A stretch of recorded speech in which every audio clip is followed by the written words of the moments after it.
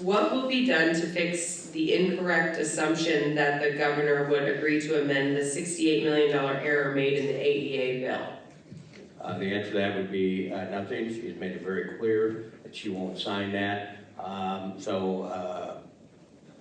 Depending on who you talk to me, it's an error. To other people, it wasn't. The original language that we passed in the House bill said that that money, well, first off, the governor's original bill just got rid of the money. Just took the money away, $68 million worth of property tax. The House, and I think the Senate too, didn't want to do that. And so in the end, in the first bill that we passed, it would have gone, the school districts would have gotten all the money, they could use it however they wanted to, but it had to be in those service areas.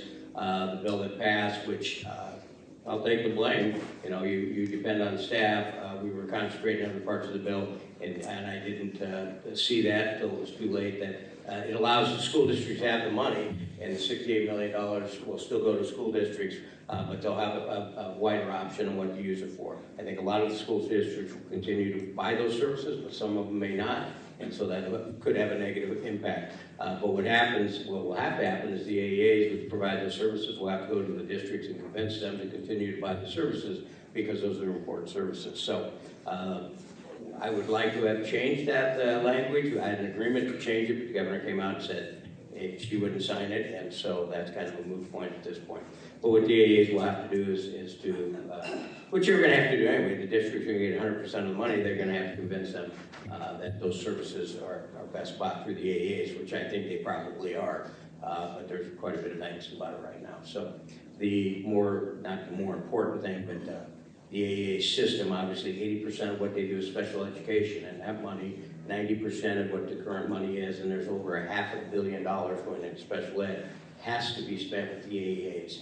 The other 10% it has to be spent on special education, but if they could find some other way to do it, they could. But for example, I know Lewis Central has already said, we're going to continue to spend our money with the AEAs because they do the best job. So what the bill did do, despite the other problem, is it's guaranteed the existence of the AEA system into the future, because 80% of what they do is special education, and they're guaranteed that 90% of the money they're currently getting will remain with the AEAs. It must be used in that area. And the other 10%, if they're as good as they say they are, and they are, I believe they really are, the districts will continue to use them. So the system is saved, although there'll be some dents in the body.